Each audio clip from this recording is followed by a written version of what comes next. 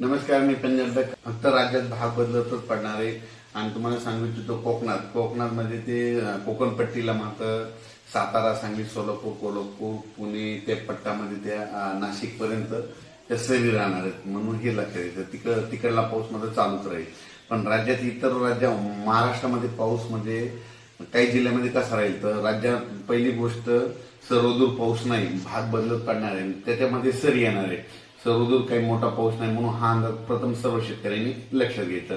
राज्यात सांगायचं झालं 22 आणि 23च्या दरम्यान तुम्हाला एक सांगतो की जळगाव जिल्ह्याकडे, त्याच्यानंतर संभाजीनगर, जालना जिल्हा, त्याच्यानंतर बुलढाणा जिल्हा, त्याच्यानंतर अकोला, त्याच्यानंतर अमरावती, वर्धा, भंडारा, त्याच्यानंतर यवतमाळ जिल्हा, वाशिम जिल्हा, हिंगोली जिल्हा, नांदेड जिल्हा या भागामध्ये सध्या म्हणजे 21, 22, 23च्या दरम्यान म्हणजे आज उद्या परवा सरी येणार आहे. म्हणजे रात्रीच्याला बऱ्याच ठिकाणी पाऊस पडेल, उद्या त्याला देखील थोडा येणार आहे, पण सर्व दूर पडणार नाही. जिल्ह्यामध्ये काही भागामध्ये पडेल, काही भागाला सोडून देणार आहे म्हणून हा अंदाज लक्षात येतात. फक्त जिल्ह्यामध्ये मात्र पावसाची हजेरी असणार आहे म्हणून हे लक्षात येतं. त्याच्यामध्ये सांगायचं झालं तर 23 जून, 24 आणि 25च्या दरम्यान म्हणजे धाराशिव, लातूर जिल्ह्याकडे, त्याच्यानंतर परभणी जिल्ह्याकडे, त्याच्यानंतर नांदेड जिल्ह्याकडे या भागाकडे एक पाऊस असणार आहे. बीड जिल्ह्याकडे थोडाफार असणार आहे.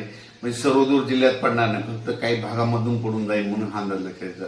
म्हणजे सांगायचं झालं तर 21 जून पासून ते 26 जून पर्यंत असाच पाऊस राहणार आहे, विखुरलेल्या स्वरूपाचा राहणार आहे, सर्वदूर पडणार नाही म्हणून हे अंदाज लक्षात येतं.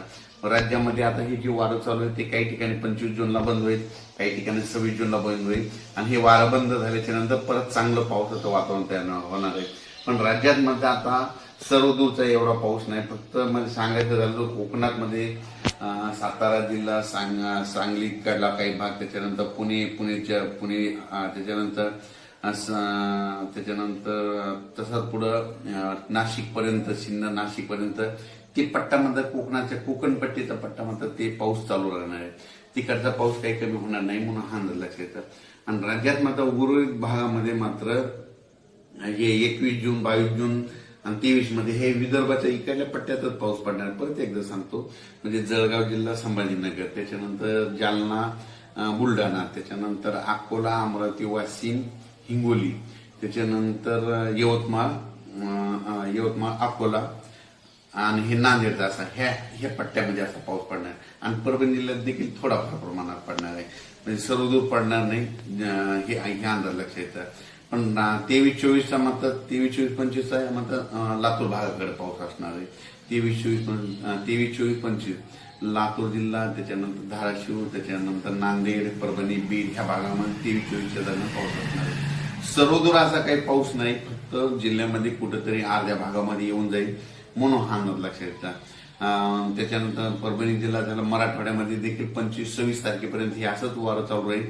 26च्या नंतर हे वारं बंद होईल आणि त्याच्यानंतर वातावरणामध्ये बदल होतील.